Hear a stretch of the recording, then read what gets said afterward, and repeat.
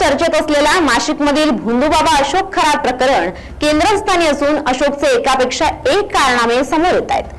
त्यातच अशोक खरात नॉमिनी असलेल्या 132 बँक खात्यांच्या प्रकरणाबाबत आता धक्कादायक माहिती समोर आली आहे। राहाता येथील समता पतसंस्थेत 100 तर सिन्नरच्या कुंडेवाडी येथील जगदंबा पतसंस्थेत 32 खाते असल्याचं समोर आलंय। या प्रकरणी जगदंबा पतसंस्थेचे व्यवस्थापक अविनाश कांडेकर यांची पोलिसांनी चौकशी केली असता त्यांनी याबाबत धक्कादायक माहिती देत कबुली दिली आहे। शिर्डी पोलिसांनी बँक खात्यासंदर्भात चौकशी केली असता सर्व 32 खात्यांना अशोक खरात नॉमिनी असल्याचं पुढे आलंय। तर या 32 खात्यांमध्ये 2,74,00,000 रुपयांचे व्यवहार झाल्याची देखील माहिती आहे।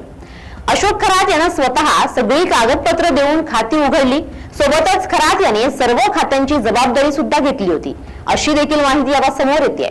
मात्र ज्यांच्या नावानं खाती उघडली गेली त्यांचा आणि पतसंस्थेचा कधीच प्रत्यक्ष संबंध आला नाही। अशोक खरात यांनीच पैसे टाकले आणि कालांतरानं काढून घेतले। अशोक खरातच्या प्रभावामुळे माझ्याकडून चूक झाली, अशी कबुली आता जगदंबा पतसंस्थेचे व्यवस्थापक अविनाश कांडेकर यांनी दिली आहे। मी अविनाश वामन कांडेकर, व्यवस्थापक श्री जगदंबा माता पतसंस्था कुंदेवाडी। आज शिर्डी येथे मी पोलीस स्टेशनला फक्त जबाब देणे या कामी आलो होतो का अशोक खरात यांची जगदंबा पतसंस्थेत 2,74,00,000 रक्कम होती, त्या संदर्भात जी माहिती आहे तिचंच फक्त जबाब नोंदणीचं काम मी चालू होतो। 32 अकाउंट होते, ते वेगळ्या लोकांचे, प्रत्येक जणावर 4 किंवा 5 लाख ह्याप्रमाणे लिगल ते पैसे, जास्त हिवी रक्कम नाही ती। कोपरगाव येथील समता नागरी सहकारी पतसंस्थेच्या शाखेत एकूण 57 खातेदारांनी 100 खाती उघडली आहेत। या प्रत्येक खात्याला नॉमिनी म्हणून अशोक खरात याचं नाव असल्याची माहिती आहे। या खात्यांवर सुमारे 60 कोटी रुपयांचा व्यवहार झालाय। यामध्ये 8 खाती ही खरात कुटुंबियांची आहेत। यामध्ये चाकणकर नावाचंही खातेदार असल्याची माहिती समोर येते। विशेष म्हणजे या सर्व खात्यांशी अशोक खरात याचा मोबाईल नंबर जोडलेला आहे। खरात वारसदार असलेली खाती कुणाच्या नावे आहेत याबाबत पोलिसांना विचारलं असता त्यांनी नावं सांगण्यास नकार दिलाय। मात्र प्रतिभा चाकणकर आणि आणखी एक चाकणकर अशा 2 नावांनी खाती असल्याची माहिती समजते। महिला आयोगाच्या माजी अध्यक्षा रुपाली चाकणकर यांच्या बहिणीचं नाव प्रतिभा आहे। त्यामुळे आता या प्रकरणात अजून काय माहिती समोर येते हे पाहणं महत्त्वाचं ठरणार आहे। मी अविनाश वामन कांडेकर, व्यवस्थापक श्री जगदंबा माता पतसंस्था कुंदेवाडी। आज शिर्डी येथे मी पोलीस स्टेशनला फक्त जबाब देणे या कामी आलो होतो। काय नेमका सगळा विषय होता आणि काय पोलिसांनी विचारणा तुमच्याकडे? नाही, विचारणा केली, फक्त जे अनुषंगिक पेपर दिले ते त्याच्या संदर्भात त्यांनी एक जबाब प्रक्रिया ज्या कायदेशीर जबाब नोंदतो आपण त्या कामासाठी त्यांनी बोलवले मला।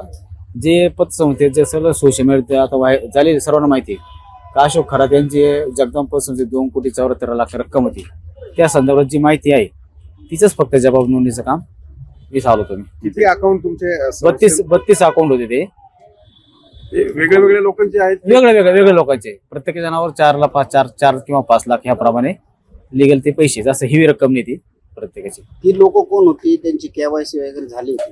ती लोक त्यांचे नातेवाईक संदर्भातले लोक होते, त्यांच्या नावावर ते व्यवहार झाले। ही एकाच व्यक्तीने सगळी खाती ओपन केली होती की सगळे जे खातेदार आहेत ते प्रत्यक्ष येऊन त्या ठिकाणी खाते ओपन? नाही, की जे अशोक खरात आहे यांनी ते अकाउंट आमच्याकडून ओपन करून घेतले त्या पिरियडला। त्यांनी माझे नातेवाईक आहे, मी तुम्हाला डॉक्युमेंट वगैरे आणून देतो आणि ते पण अकाउंट ओपन केले आपण। ते या सगळ्या गोष्टींना पाठिंबा कोणी दिला होता? तुम्ही जर एक बँक चालवताय, नियमानुसार चालवता, मग असं करायला तुम्हाला पाठिंबा कोणी दिला? नाही, असं पाठिंबा त्यांचं आमच्याकडे जाणं येणं होतं कायम ते, आणि व्यवहार ते केले त्यांनी। असं जसे इतर सभासद ठेवी जर पैसे आणतात त्या पद्धतीने त्यांनी पण आणलेले।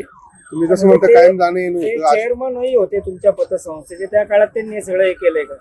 नाही, त्यांनी चेअरमन काळात त्यांनी त्या रक्कम विड्रॉल केले, पैसे काढून घेतलेले सगळी अकाउंट त्या अगोदरचे। हा, वास्तविक ते पूर्वी पण घेऊन गेले असते, पण आमची संस्था लहान होती तेव्हा संस्थेची ठेवी किती 12-13 कोटी ठेवी द्या।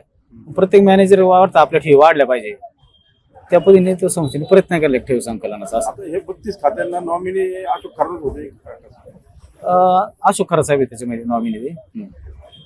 तुम्ही त्यांना म्हणजे पूर्वीपासूनच ओळखत होता? कारण एवढी अकाउंट जर खोलली गेली त्यांच्या? नाही साहेब, ते ओळख असण्याचं कारण असं आहे, ते ऑलरेडी त्याचे कुंदेवाडी नातेवाईक संबंध पण आहे, ते पूर्वीपासून त्यांचं कुंदेवाडीत येणे जाणं होणं, आणि ते थोडे अभ्यासी व्यक्तिमत्व असल्यामुळं ठीक आहे। आमचे जे डायरेक्टर बोर्ड मंडळी वरिष्ठ ते कुंदेवाडी मधलेच आहे, ते माध्यमातून ते ओळख झाली आणि ते संस्थेशी त्यांचा एक संपर्क आला। नामकरण म्हणजे डायरेक्टर तुम्ही म्हणता कुंदेवाडीचे, म्हणजे संस्थापक म्हणजे नामकरण आवारी जे आहेत त्यांचे आणि त्यांचे चांगले संबंध असल्यामुळे तुम्ही ही सगळी खाती ओपन केली. नाही, संबंध होतेच त्यांचे संबंध आहे, पण ते ओळखीने ते आमच्याकडे व्यवहाराला त्यांनी सुरुवात केली असं. आता हे जे सगळा प्रकार समोर आलाय याच्यानंतर पतसंस्था म्हणून आता या अशोक खरातवर तुम्ही तक्रार दाखल करणार आहात का फसवणूक केली तुमची? हो, तेच काम चालू आहे. प्रकार फसवणूक प्रकार हा.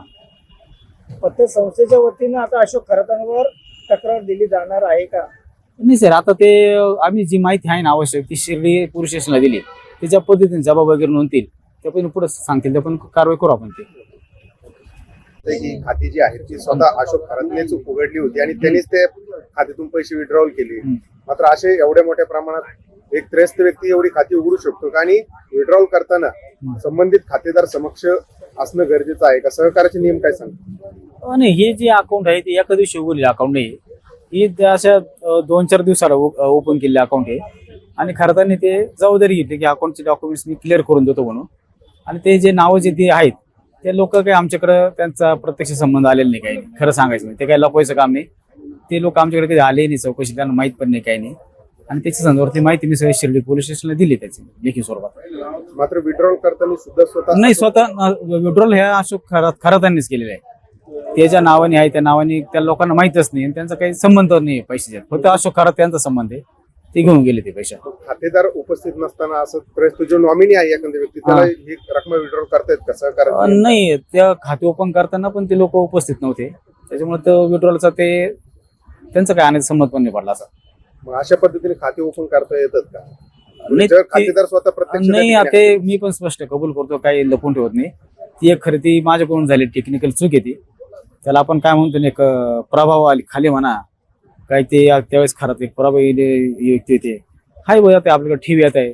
संस्था लहान होती, 12-13 कोटीच्या ठेवी त्या संस्था पुढे गेली पाहिजे या अँगलने मी पण ते ठेवी स्वीकारत गेलो. ती डॉक्युमेंटली ती माझ्याकडे त्रुटी राहून गेली ती.